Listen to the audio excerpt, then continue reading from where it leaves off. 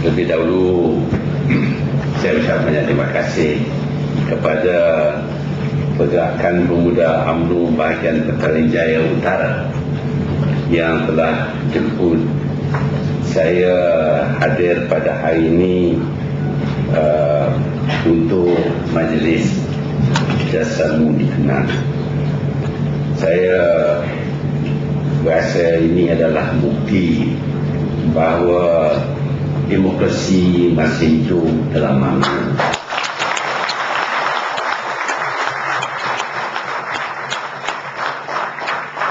Dan ahli biasa UMNO seperti saya ini juga berpeluang mendekati ahli-ahli UMNO dan juga menyampaikan sedikit pandangan saya. Saya betul-betul bersyukur dengan peluang ini dan saya ucapkan banyak terima kasih kepada hadiah yang luar biasa yang disampaikan tadi.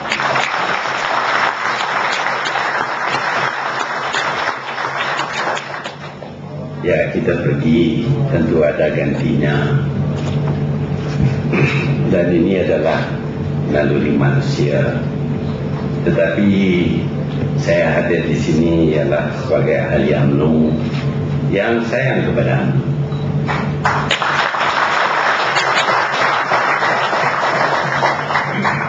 Tuan-tuan dan puan-puan, bangsa Melayu telah melalui banyak cabaran di masa-masa yang lepas dan kita harus memperingati diri kita akan cabaran-cabaran yang terdahulu dan bagaimana kita akhirnya berjaya mengatasinya. Dan apabila kita mengatasi cabaran-cabaran ini, alhamdulillah, maka kita dapat rapatkan barisan kita dan kita teruskan perjuangan kita. Sebenarnya negara kita ini telah dijajah selama 450 tahun. Dia dijajah bukan kerana kita diserang dan ditawan, melainkan Melaka yang telah ditawan pada tahun 1511 oleh Alfonso de Albuquerque daripada Portugal. Selepas daripada itu, sebenarnya kita dijajah kerana kita rela dijajah. Raja-raja kita ditipu oleh bangsa-bangsa asing supaya menyerahkan kuasa kepada bangsa-bangsa ini, terutamanya bangsa British. Dan apabila raja menyerah kuasa kepada British, penjajah British, tidak ada tentangan daripada rakyat raja-raja ini. 9 raja telah serah negeri-negerinya kepada kuasa asing tanpa bantahan daripada rakyat raja itu sendiri. Mereka tidak bantah kerana di zaman itu kepercayaan kita ialah rakyat harus setia dan akur kepada apa yang dilakukan oleh raja. Dan kalau kita baca hikayat Hang Tuah jago yang kita kenali sering berkata apabila berhadapan dengan raja, mana perintah patih junjung. Dianya hanya menyebut 4 perkataan ini, mana perintah patih junjung. Inilah juga pendapat semua rakyat raja-raja ini. Apabila raja telah ditipu dan menyerah negeri-negeri mereka kepada British, maka rakyat tidak berkata apa-apa. Dalam hati mereka hanyalah berkata, mana titah patih junjung. Dengan itu terjajahlah kita selama 450 tahun. Kita sedang pepatah Melayu yang berkata, apabila kita sesat, kita kembali ke pangkal jalan, barulah kita akan dapat meneroka jalan-jalan yang baru ataupun membetulkan jalan-jalan yang lama.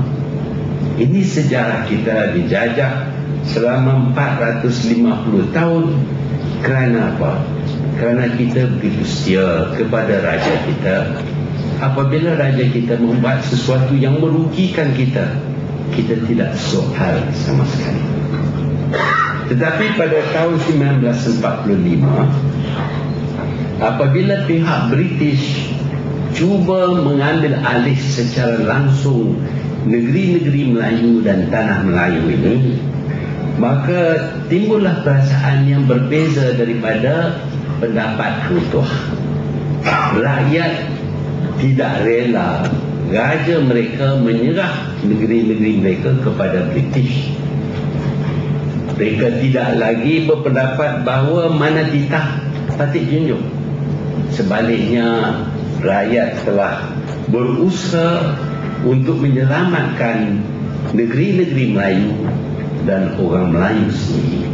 Tanah Melayu nak diselamatkan oleh rakyat. Raja sudah pun tanda tangan perjanjian McMichael untuk menyerahkan negeri-negeri kita kepada British.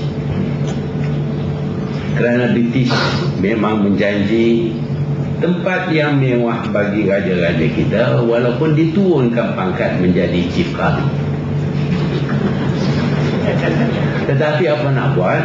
Kerana raja pada masa itu berpendapat bahawa rakyatnya tidak akan mempertahan dirinya, maka hanya British saja yang boleh mengekalkan kedudukan raja sebagai raja.